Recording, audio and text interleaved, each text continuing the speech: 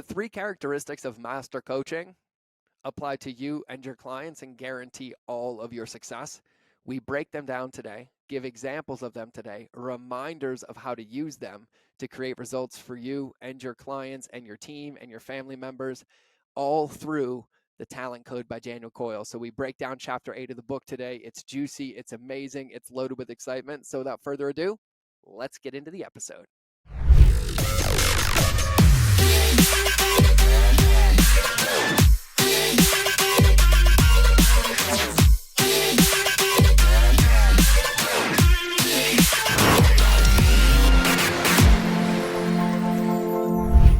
Everybody, welcome back.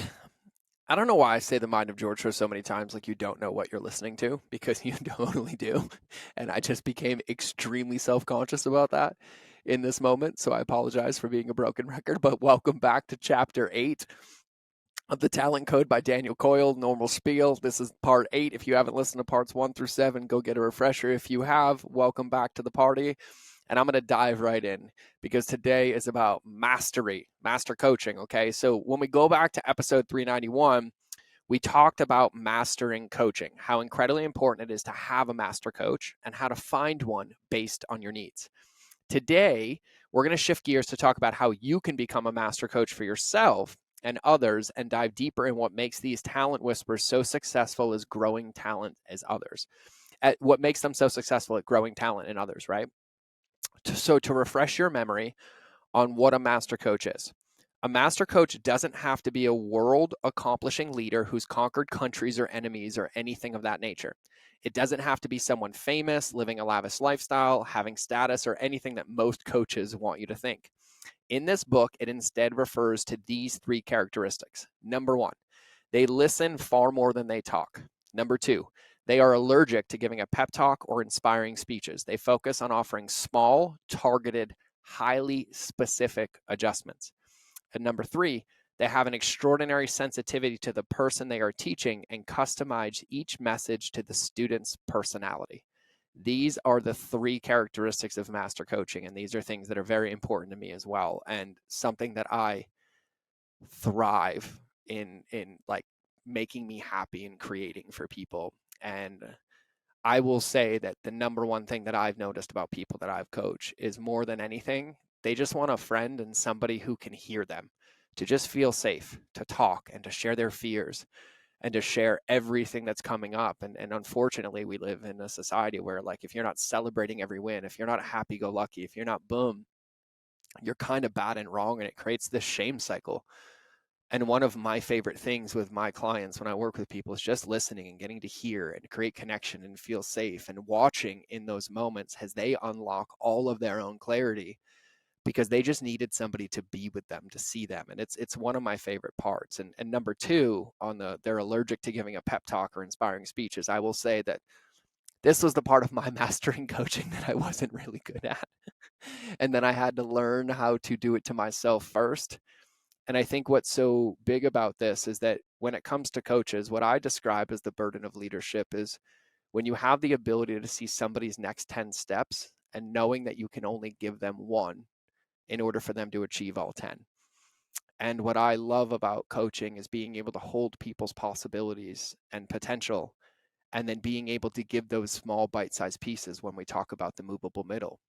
And those pieces are what create momentum and create wins and teach people how to fish on their own and create confidence to get the momentum going. And it is the only way and the best way and the only way to help somebody really, really achieve something. And this is so near and dear to my heart. And then number 3 is they have an extraordinary sensitivity to the person they are teaching and customize each message to the student's personality. And this one is the premise of everything that I stand for: relationships beating algorithms, and understanding that, yes, there might be one tool that fits everybody. There might be one playbook that fits everybody, but how they learn it and how they implement it is going to be different before they all get to the same end result. And these things are the secrets to both use to yourself when looking at yourself and analyzing your performance, as well as your customers, your team, the people around you and your family, to make sure that we're being consistent and congruent around so our environment sparks exactly what we want. So to give an example, let's talk about John Wooden, right? So he was the basketball coach of UCLA. Now, Mind you, I don't watch sports. I don't know much about sports, but I actually have heard his name. And I don't know why, but I've heard him. But ESPN named him as the greatest coach of all time in any sport. So what is his secret? Well, I guess that's probably why I've heard him. I do have some familiarity. So when he was studied by two scientists, which is mentioned in the book, The Talent Code, they realized very quickly that his coaching was unlike anything they'd imagined. For those of you in shorts, I'm sure many of you can remember the speeches, the chalk talks, or punishment slaps or praises, right? So if you were ever into basketball, I'm sure you know what they're talking about. But they later shared in an article that his teaching utterances or comments were short, punctured, and numerous. There were no lectures, no extended aggressive speeches, and he rarely spoke longer than 20 seconds. So I'm taking notes because I definitely don't have a 20-second thing down yet. But instead of sermons, he was like a busy telegraph operator, sending these 20-second bursts out at a time. And as the two scientists recorded these comments, they recorded these 20-second bursts and coaching moments. They found that he provided 2,236, with 6.9% of them being compliments, 6.6% of them were expressions of displeasure, and 75% was simply pure information: what to do, how to do it, and when to intensify the activity. When you refer back to the three characteristics mentioned above, he models all three of them with ease, giving the compliments or the hard truth when needed based on the person they are working with. Now, I want to bridge a gap here because you may be thinking, how does this apply specifically to coaching our clients, or how can we do it? Intentionality is absolutely everything. Wooden made decisions on the fly at the pace equal to his players in response to his players' actions. Since he took time to prepare before each practice, he was able to pack into a practice infusing beliefs into them and give them information at precisely the right moment so his students could learn the most. So basically, before every practice, he set his intention and built a customer journey. He set a goal that by the end of this practice, based on where my players are, here's what I want them to achieve, or I want them to believe. And he did it bite by bite. And so at the beginning, he would set context, and then with that context, everybody is playing in the same container. They're surrendering to the coach, and they're being taken on this journey. And then in that container, because everybody has agreed, they are making micro adjustments based on honest feedback that nobody takes personally because they recognize what it is that they're trying to achieve. And so that's what they're saying and what we're saying in these notes right here. And so number one, he was fixing and seeing errors by modeling the right way, showing the incorrect way, and then reaffirming again with the right way. The key being showing, not telling. Number two, he taught in chunks, taking moves and breaking them down into small elemental actions. It became easier to learn, pick up on, and actually remember, which is why we are so bullish on the customer journey and being step by step. But we also teach you that it applies to you with your behaviors. When you think about your wedge of expectations and you set a goal, I ask you to find your floor and your ceiling so that you can chunk it down into the bite-sized pieces to protect your momentum. So before every single practice, he created a customer journey, and through small comments, he was able to help micro tweak to make a notable change for his players.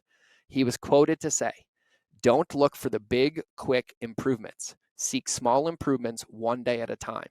The importance of automaticity or auton I don't know how to say this word. It's spelled AUTOMATICITY. Auto- I know how to say the word. I cannot figure out how to say the word right now. The importance of autonomy cannot be overstated, or it's automaticity. I don't know. Basically, importance of chunking things down into really small behaviors cannot be overstated. It first starts with finding those micro moments to provide feedback and to learn through deep practice how to customize it based on each person's individual personality.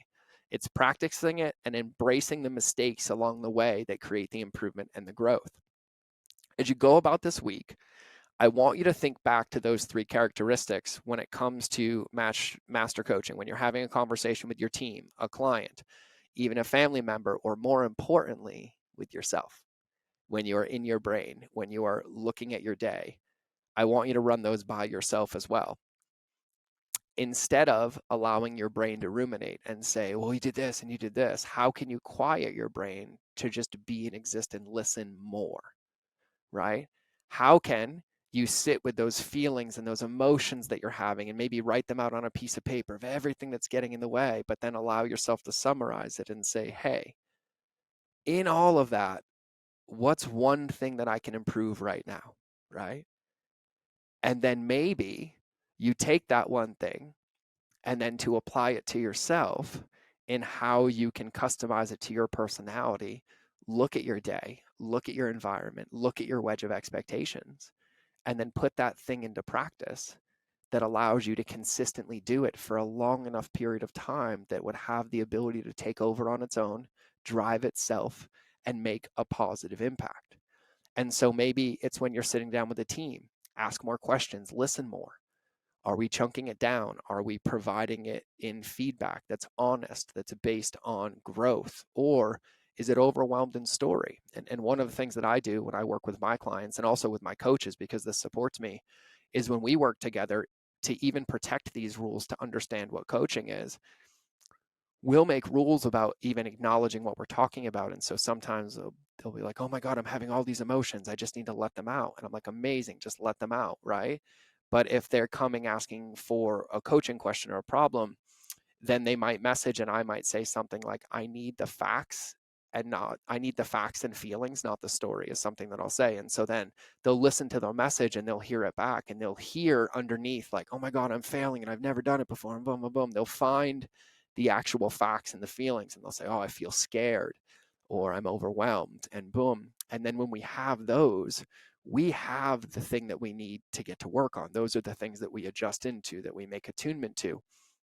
And so when you think about these things, this can be for you, this can be for your team, this can be for your customers. But what we have to understand is that at the end of the day, when we want to achieve something, when we get the idea and we get the clarity, that is the smallest part of the puzzle. The next part is putting it onto paper and building it and putting it into a plan. And as much as I'd like to say that I could design a $10 million mansion right now, I've never designed one. And I really, really don't want to. I don't know what I want it to look like, but I will say that I can go put a brick down today and put a brick down tomorrow, and I will get more clarity. And so you're going to keep finding this consistent undertone in all of this, that even in to find your passion, to find your talent, to hone it, to make sure you know what it is, requires so many consistent swings that you get excited about, that you protect, so that you allow yourself to find yourself, because there is no rigidity. Like there isn't, oh, this is who I was yesterday, this is who I am forever. No, you grow and you evolve and you get to find these pieces. And so as you go through your week, as you go through your days, bring some intention to these things. Are you holding yourself accountable to the level that a master coach would hold you accountable, right? Have you ever been like, hey, close my eyes and imagine George is my coach? Would I be doing the same things today that I am right now if he was sitting in my office? And the answer is probably no. Just like most of the time my coaches text me and they're like, I'm on my way to your office. I'm like, I'm on my best behavior, I promise, right? But these are not moments to beat ourselves up. These are not moments to get upset. These are moments to find the next bite to achieve what we want. Like the moment we sit here and we're like, oh my God, I'm not. Oh yeah, I'm not being consistent in my working out. Yep, my breath, it's not really there. Oh my God, I'm pretending that I knew where money was coming from, but I haven't been looking. Okay, got it. Well, if that's everything that's happening, that's my current state. Well, now that I know where I am, I can't jump 1,000 feet forward. No, I have to get 1,000 feet forward in a race I've never run, maybe, but I just need the first step. Okay, well, if I know where I am, now I know where I want to go. What's the first step? Okay, that didn't work. How can I do it differently? Right. And it's just this consistent relationship with when things get hard or we feel frustrated or sad or overwhelmed or we can't get it, that we just take a minute to pause and be like, no, no, no, we're just an athlete, right? We're unlocking our talent. We made a mistake. Something's not working. Okay, cool. What worked? What didn't work? What can we do different? Let's get back to bat. And the more that we can protect this, the more that we can practice this while also acknowledging ourselves, while celebrating ourselves, while saying, wow, look, you're continuing to improve. You're continuing to make yourself better. Look at every day how you're making adjustments and tweaks. And when you celebrate that and you have gratitude for all of that, it comes in spades, but it has to be practiced. And here's how I'm going to end today's episode. This, what we're talking about, is a muscle, and it's a muscle that if it's not used, it atrophies, and it's one that has to be flexed. And it's one that can't get overworked. And the more that you flex it, the stronger you'll get. And your willingness to keep doing the workout when you're tired and when everybody else is tired, they say you should stop with this muscle, is the muscle that will determine your success. And I am excited that I'm flexing this muscle. I am recording videos. I'm designing new events. Like, I am so excited with my physical fitness. I'm down 56 pounds. Like, I feel incredible. I'm happy. Like, I'm the happiest I've ever been. And it feels incredible. And I'm so excited about how far ahead of me there is to come. And then there's plenty of days where I'm overwhelmed and stressed about money and stressed about this and life and the future. And then my environment reminds me of, like, what's my next bite? And then I find that bite, I take it, and I get excited again. And the more excited we are about this, and the more that we see that we're the gift, that we're the weapon, we're the tool, like our perspective, our passion, our talent, the things that we're seeing are the light, and we love every ounce of it, we can make it brighter and brighter and brighter. And my job is to help you make it bright, because I love you, I appreciate you, I love that you're a part of my community, and your talent matters, your view matters, it matters for all of us. We're all in this together, but we have to be willing to flex the same muscles together. And that's what this chapter is all about. And so apply these things to yourself. Take these throughout the day. Try to listen to your body more. Check in with it, right? And this came to me this morning as I was having anxiety in my body. So I walked outside barefoot in the cold, wet grass, and I instantly felt better. And then I was doing breath work for about a minute, and I was breathing because I had a feeling in my body. But then when I was breathing, instead of feeling the feeling, I was thinking about 20 other things. And I had to be like, what are you doing? You're breathing to find the feeling, find the feeling. And then I found the feeling and I felt instantly better. And it was just this subtle reminder. And so, how can you customize your next action based on your feelings in your body, creating more space for yourself, breaking it down into the next chunk, putting it into your wedge of expectations? How can you use this on your team, on your customers, to help find their movable middle, to get them progress, which will increase their results and help everybody across the board? These are the things that we get to play with. These are the things that we get too excited about. And these are the things that end chapter 8 of the Talent Code. And so, without further ado, I'm going to wrap this episode. And if you haven't listened to the previous ones, go take a listen. If you haven't subscribed to the show and you just found these, you should probably subscribe to the Mind of George show. I try really hard to make these things incredible, and I hope they are. And then I'm excited to get the next one up for you. And so keep your ears open, keep your eyes open, but we will be back soon with the next, well, you know when we're coming back, but it's coming when it drops, with the next chapter of the Talent Code. So I will either see you in the next episode or you will hear me in your earballs, but either way, we're out.